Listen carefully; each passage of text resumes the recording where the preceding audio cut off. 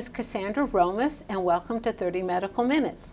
Our topic today on 30 Medical Minutes is something that many of us can relate to, not quite feeling like ourselves and not knowing what to do about it. When it seems that you have your health, but you don't feel like you used to, when you know that things are not quite right, well, this is the program for you. Today, Dr. Lorraine Maita, an internist affiliated with Overlook Medical Center in Summit, New Jersey, will discuss feeling better from the inside out.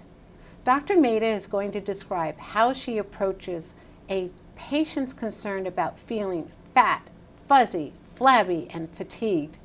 She's going to discuss how nutrition, hormones, sleep, and exercise can be utilized to make all the difference in one's quality of life.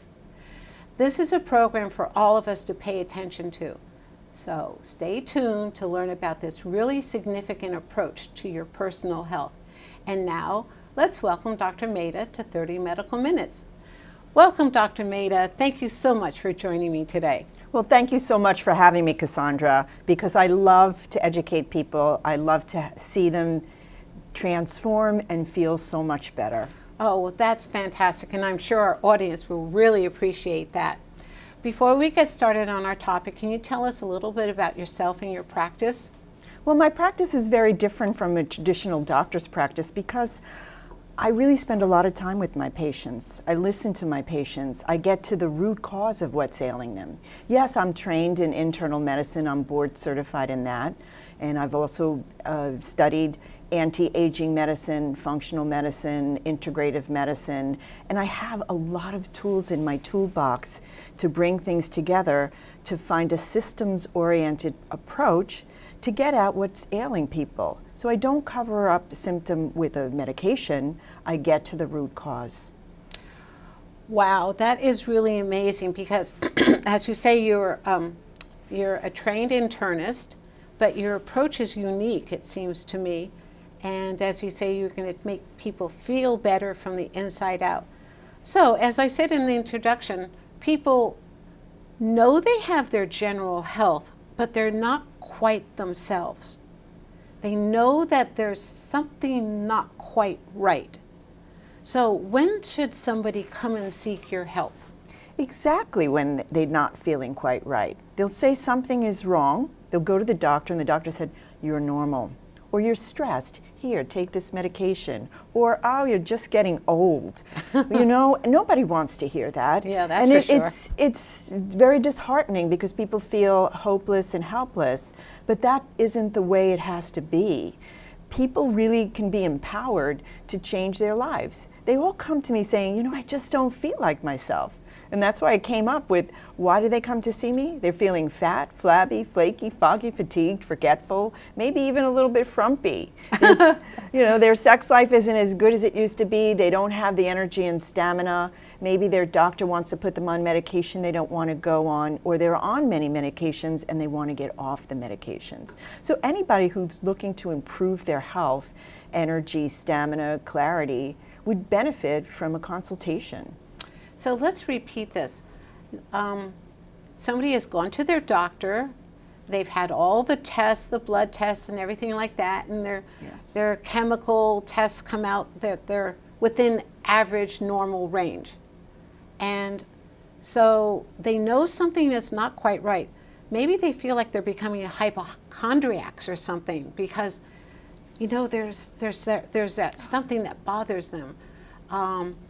So they shouldn't dismiss this at all. They should follow up on regaining their energy, regaining their let's say acuity for life, and not to be ashamed about saying, I don't feel quite right. I think I'm going to look further. And that's what you embrace in your practice. Absolutely, because there's a lot that you can do about it. I had a woman the other day that said she hadn't slept in 5 years. After one consultation with me, she said she slept, she's feeling better, more energetic. And there are other things going on as well, but if you catch that right lever and flip the switch, it can affect the whole of your body. Right. Dr. Maita, are you Is the majority of your practice female as versus male, or do you see patients of all genders, ages, sizes, and everything like that? I see from 16 to 90, male and female. I'd say the average age is between 35 and 65. This is when people are the most motivated to change. That's when they're starting to feel a little bit different, and you get very fast results. So I do see mostly, I'd say 60% women, 40% men, some children, and people want to bring their parents in as well.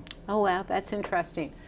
So would some symptoms be like they don't sleep well, they feel overweight, they just don't have the energy to do anything? I mean, these are all such nebulous type of symptoms. I mean, it could be anything, it could be nothing. When should somebody seek you out then? At what point in this process? The sooner, the better. So the sooner you're feeling just not like yourself, and you've tried a few other things, and you've had a checkup, and the doctor says you're normal, that's when to come in. Or if you have a chronic medical condition. I mean, I see allergies, asthma, arthritis, autoimmune disorders, a lot of people with gastrointestinal disorders, gas, bloating, constipation, diarrhea, people who have metabolic disorders like high blood pressure, high cholesterol, diabetes. Any of these conditions, even if you're at the borderline, you should come and see me, because there's a much more natural, holistic approach to take where you won't have to be on as many medications and suffer the side effects.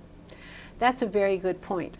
That people might say that the medications they're on might be causing these different symptoms, that there are side effects from what they're taking. So I suppose when people come to you for the first time, you're going to start off by taking their history. Absolutely. I spend a lot of time listening to a person, but I take not only their medical history, their lifestyle history, their toxic exposures or environmental exposures. I find out what they're eating, how much they're sleeping, how much they exercise. All of these factors play a role in how a person feels and how a person can get energy, clarity, lose weight.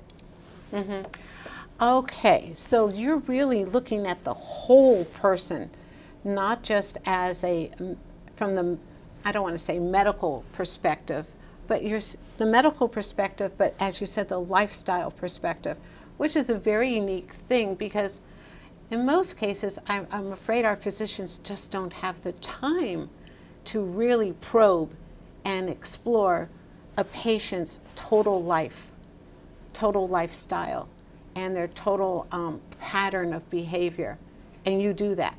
Absolutely, because without doing that, I really can't get to the root cause. I can't really know.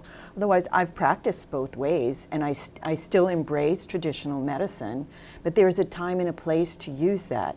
So I won't say, if you have a certain symptom, here's the medication.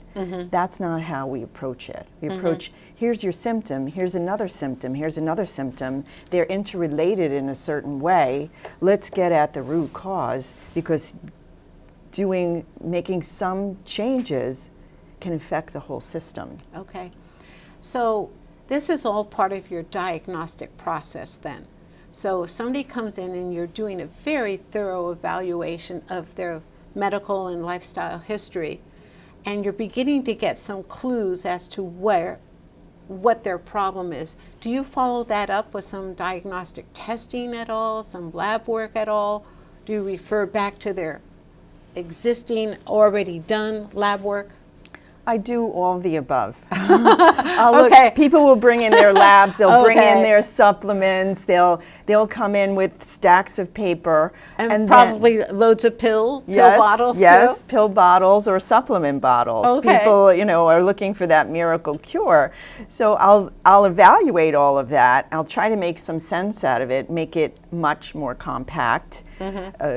Try to get to the absolute essentials when it comes to supplements. I will order laboratory tests, both urine, saliva, blood, to complement exactly what's missing from their other lab tests, or it can start fresh and anew. I look at the tests to see how you're aging, where you're aging, and I look at it from the point of view, is it optimal or just normal? Because the range of normal is huge. That's true. That's true. And of course, and you're dealing from people in all age categories, so you have to evaluate them according to that frame of reference, their age range, right? Do you also look at things that are superficial? I call them superficial, but let's say their skin, the brightness of their eyes, their hair, who knows what. Do you take all that into consideration? Absolutely, it's very important. So many people come to me because of their skin sagging or breaking out or hair loss. Well, women flock to me, and men as well, because they start to lose their hair when their hormones change. But that's a window for what's actually happening on the inside. So that's a symptom. Absolutely. So it's not superficial because it's showing some other underlying condition. And you have to address all of it. And that's one of the things when people do my cleanse program or my Restore and Rejuvenate diet, their skin glows afterwards. Well, that is a wonderful thing to hear. So anyway, so now Dr. Maita, we have a patient who's come to you. They're not feeling themselves. They know that they have their general health or it's under control. Now, let's say if they're diabetic, they're taking their insulin or whatever they have to take, but they're still not quite themselves, and they know it, even though people have said, it's just, you're just growing old or blah, blah, blah, just don't worry about it type of thing. So you've done this testing mostly with your mind and your observation skills, it seems to me, as well as the symptoms and the test results that you've gotten.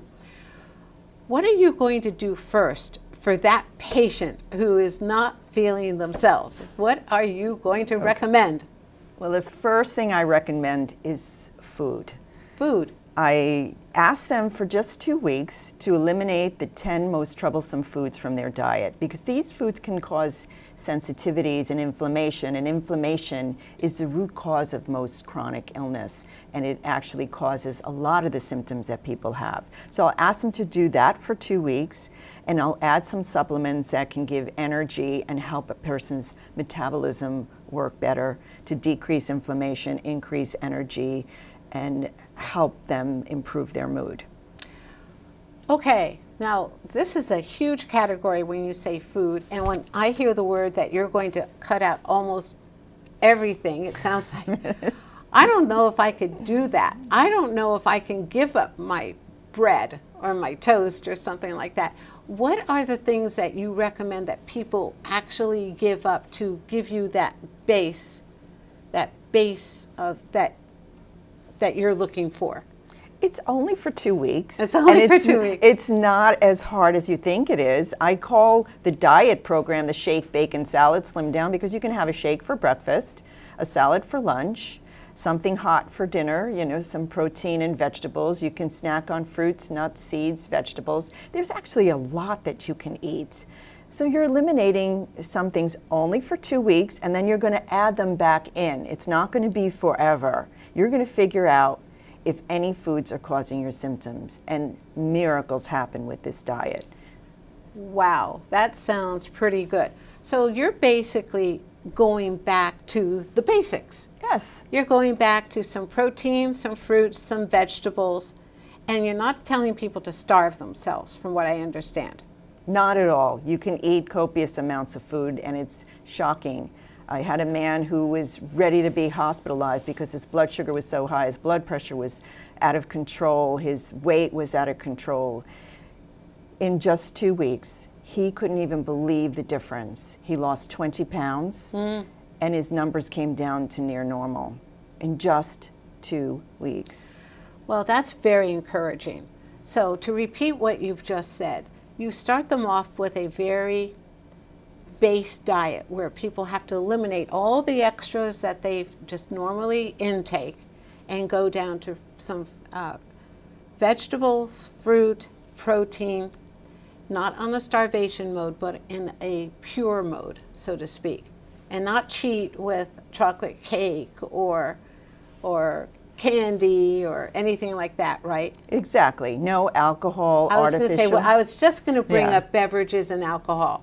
It's just 10 things: alcohol, artificial sweeteners, caffeine, corn, dairy, eggs, peanuts, sugar, soy, wheat, and anything with gluten in it. Is it possible for you to repeat that one more time? Absolutely.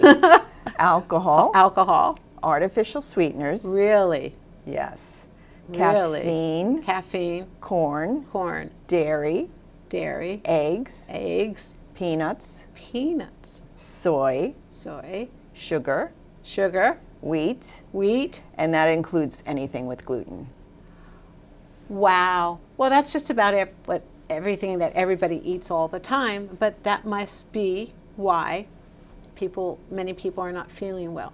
So you've got them, you're basically purging their diet from all those items, and after 2 weeks, people, as you say, might actually begin to feel better, and some people actually might begin to start losing weight, which would make them feel better, both physically and up here too. Absolutely. So many things happen. Chronic conditions that they've had their whole life go away. Aches and pains go away. They sleep better. They have more energy, more clarity. Their gas and bloating goes away. They lose weight. Their skin clears up. And then you add these foods back in. If you develop symptoms. So tell me how you add things back in and how it works if they begin to have digestive problems again. If they start having any symptoms, I give them a list of symptoms. If they have any of those symptoms after eating something, then they stay away from the food to allow themselves to heal. Because I tell people it's like being in a room with a bad smell. You don't smell it anymore because your receptors get deadened. When you leave that room, your receptors clear and then you can smell it again. So what we're doing is we're starting off with a clean slate, removing all the potential food sensitizers, and then when you add it back in, oh my God, people say, that's what did it. That's what kept me awake all night. That's what gave me palpitations. That's what gave me aches and pains or the gas and bloating. And that's what might have caused the inflammation you've been talking about. Absolutely. And when you decrease inflammation, you can decrease most of the symptoms of chronic illness. Okay, so what you have is a progressive program in your food category, where you start down with base and then you begin to add on, and you can evaluate, and at the same time your patient is feeling better and better. Absolutely. Okay. And I also will give them some supplements that will help with any residual problems, and I'll do some testing for hormone imbalances. Yeah. I wanted to ask you about hormones. So why don't we talk about what you mean by hormonal imbalances, and how would you figure that out? I usually measure the hormones. First of all, I get the symptoms, and I try to get an understanding of what to look for. Then I'll measure hormones, both in saliva. I'll measure cortisol. Oh, I was going to say, how do you measure hormones? Saliva. Well, cortisol I measure in saliva. The rest I measure in blood. Okay. So when you do the blood test, you're asking for specific markers. Absolutely. Because people will come in with menstrual migraines, PMS, perimenopause, menopause. Men will have andropause, even weight, hair loss, dry, brittle skin can be hormonal. So a lot of these things can be hormonal, and we can balance the hormones. That's why I start with food first, because what you eat, what you drink, how much you sleep, how much you exercise, the stress you're under, the toxins you're exposed to, all affect your hormones, and your hormones affect everything. Okay. So I start with those things first, and then, if necessary, supplement with hormones or herbs that may help stimulate your own production of hormones. Okay, so it makes a lot of sense to me what you're saying. I just don't quite understand how you can supplement the hormones, or what do you mean to improve hormone production? Well, there are pharmaceutical products and compounded pharmaceutical products that are hormones, the same exact chemical structure of the hormones in your body. So estrogen, progesterone, testosterone, DHEA, thyroid hormones. All of these can be replaced to restore balance. Now, the hormone that you generally goes up when you age, cortisol, the stress hormone, that you deal a lot with lifestyle, because that will disrupt all your other hormones. Okay. Well, this makes a lot of sense to me, and you're like a detective going after clue to figure out why somebody isn't feeling themselves. And what you're doing is that you're narrowing it down so you can come up with the answer to feeling better. How about, and we talked about earlier, sleep and exercise. Many people who don't sleep well, if they have insomnia, will go to some sort of a pharmaceutical pill or something to make sure that they sleep, and then they wake up in the morning and they're not themselves, they're groggy. What do you recommend in that area? Well, I want to know the reasons why they can't sleep. For some, it's worry, and their cortisol goes up at night. So I can give them a supplement that can actually lower the cortisol, called phosphatidylserine. Very long name, PS for short. Or we lose the hormone melatonin as we age. Sometimes I'll supplement with melatonin, or I'll ask people to journal. And women often have hot flashes that keep them awake at night. So if I give them estrogen or a supplement called Estrovera, that can help alleviate the hot flashes so they can sleep. And sweats, don't forget the sweats. And sweats. Yes. Sweats are often caused by sugar, alcohol, gluten. So really? Yes. So we try to get to the root cause of what's disrupting a person's sleep. A lot of people say that if they could just get one good night's sleep, they would feel so much better. And this is what you're saying, is that there are elements that lead to a bad night's sleep, or a consecutive series of bad night's sleep. And repeat again what you would do for a person to get better sleep. It would be, again, getting to the root cause. Why are they not sleeping? Because of pain, because of a hormone imbalance? Maybe one of the hormones is elevated at night and we need to lower it. Maybe they're missing estrogen and we need to supplement with estrogen. Perhaps they have pain and we can get to the root cause of the pain. So there are a lot of different diagnostic tests, and it's mostly history to figure that out. And we can try a number of things, everything from hormones to herbs to stress management techniques.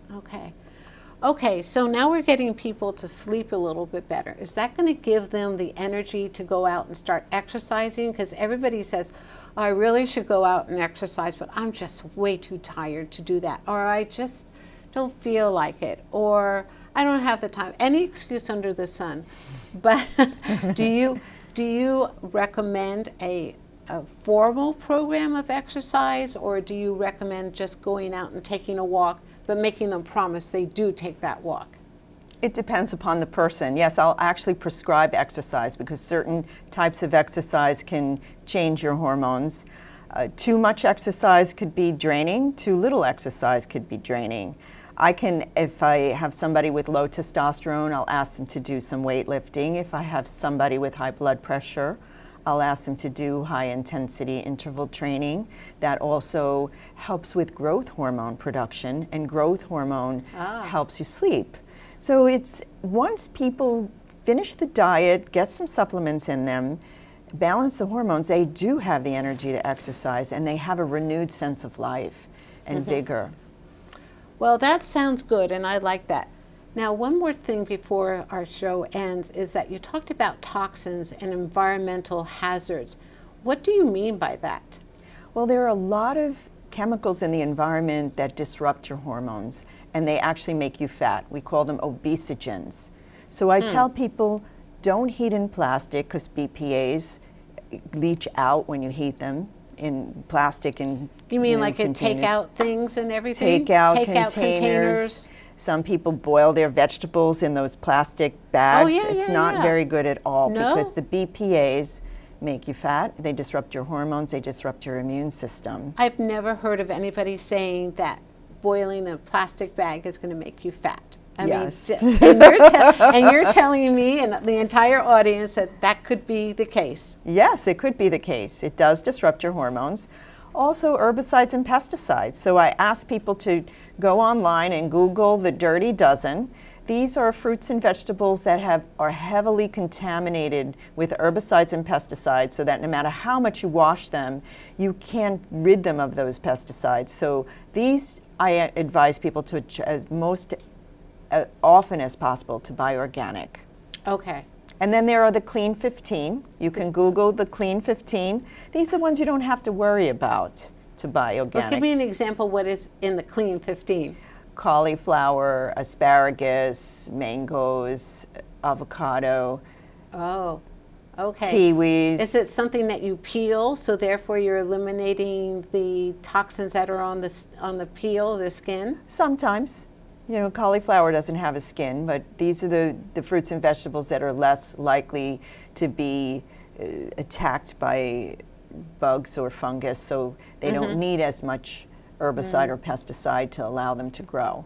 So in that case, if you take a fruit, are you talking that an apple is not as good for you as you think? The apples are always on the list of the Dirty Dozen.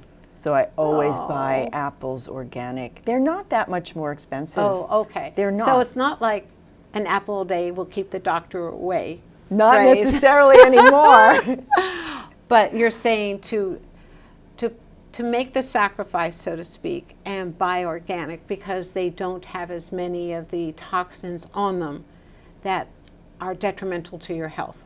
Absolutely. Okay. And they change a little bit every year, so that's why I ask people to go on the Environmental Working Group website, ewg.org, and then they'll give a list and a little card that you can download of the Clean 15 and the Dirty Dozen. Okay. I think we have time for one more thing. What about hair products? You Same mentioned that. thing. Oh, we have 30 seconds left.